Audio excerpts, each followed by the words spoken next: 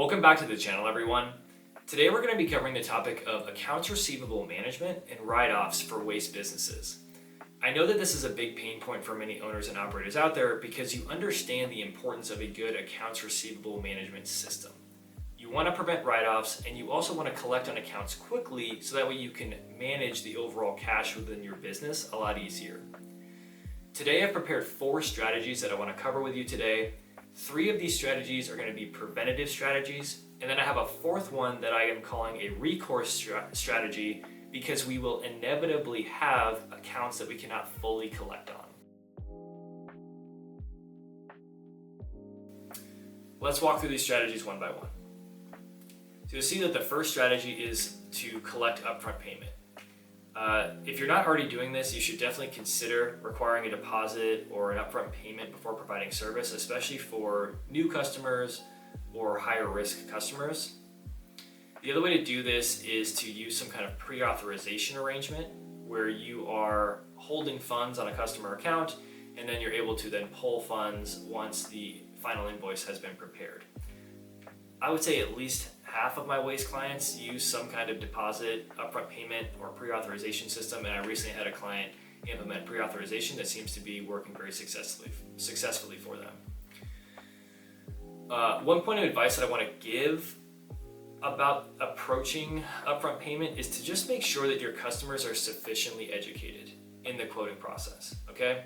I've seen, at least in the waste management space, invoice or quotes that are given to customers can vary wildly from their eventual final invoices depending on what happens in the field during that engagement.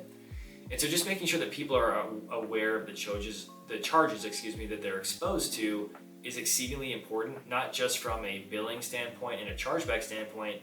It's also just a really good faith thing to do for your customers. And I think it helps prevent reputational damage and a lack of misunderstanding.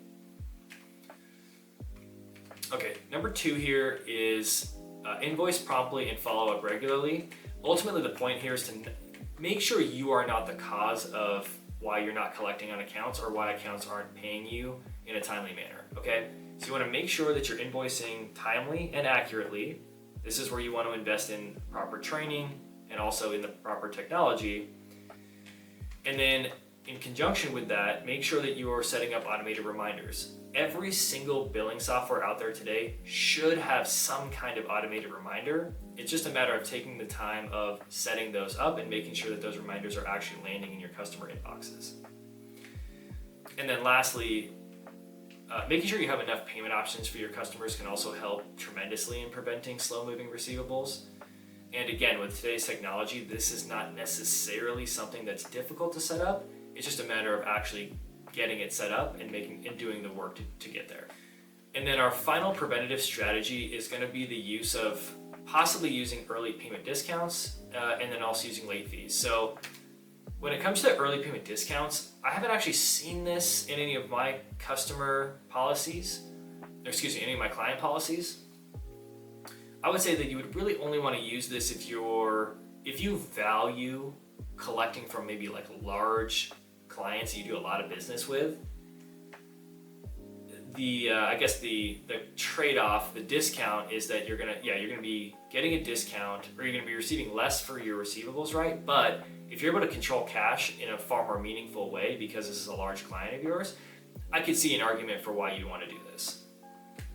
And then lastly, I want to make a point about late fees. Late fees are meant to be something that's just sharp enough in somebody's side that it's constantly in their mind. But I've seen some of my clients try to have these very expensive late fee policies that I just don't think make sense. And I actually kind of think it pushes more of like a bad faith perspective. Do not go overboard on late fees. It's just a matter of, the purpose is just to have a little bit of a burn. That way people feel it and they make sure to pay. But beyond that, that's not anything past that is not an effective use of this. And then finally, I want to cover our recourse strategy. So let's say you do end up having some accounts that end up being very slow moving, or you just realize that they're not going to get paid. Okay, I would say that you want to live, of our 5 points here, you want to live right here. So you want to offer, I would say that offering some kind of installment plan is probably a pretty good faith play, especially if it's a larger balance. And then I think even accepting partial payment is a very good strategy. Collection letters, third-party collections, and legal action are all exceedingly expensive, and they're all a huge headache. If you can just go get partial payment, settle this quietly, settle it for a decent amount of money, I honestly think there's a huge win-win scenario here that can add a lot of value to your bottom line and prevent a lot of headache.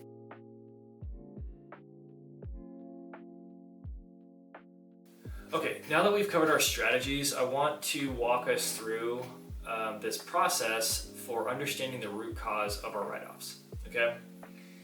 This is a fairly simple process. The process will start in your accounting department, okay? The accounting department, every time that the accounting department wants to issue a write-off because an account is aging substantially or some kind of resolution has come into effect for that account, they're gonna fill out this write-off form, okay? And this form is gonna have certain key data points that we'll cover in a moment. I wanna give you an overview of the process first, but it'll have key data points that will then build out this write-off tracker data table. And then every quarter, when you can, you're gonna review this from a couple different perspectives. So you would use it, I use pivot tables. You can analyze this however you'd like to, but ultimately, this is what these pivot tables would look like. And these tables give us insight into what's happening within our write-offs. So you'll see here that this particular table is organizing our write-offs by resolution.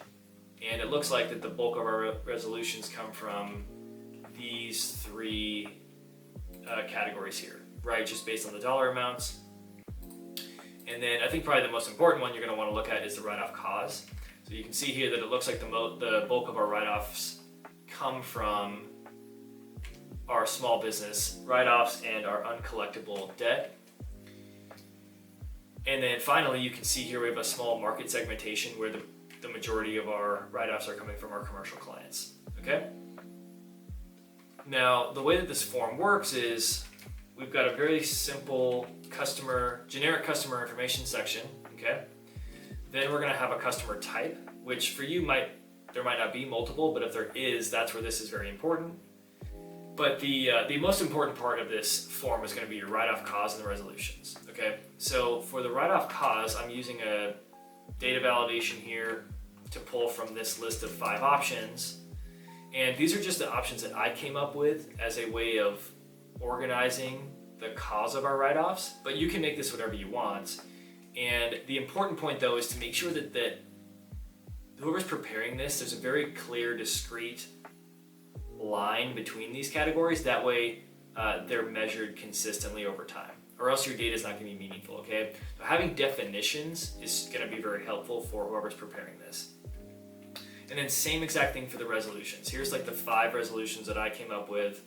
Again, you can have more, you can have fewer, but the important point is that whoever is preparing this understands very clearly when they should be selecting what resolution. That way the data is meaningful on the back end.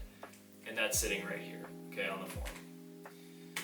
And then finally, you've got a note section, which I think is important just for historical reference. And then finally, you have a submitter and an approver. And as we fill out this tracker, so every time we have a write-off right, each of these lines represents a write-off that happened and a form that we completed.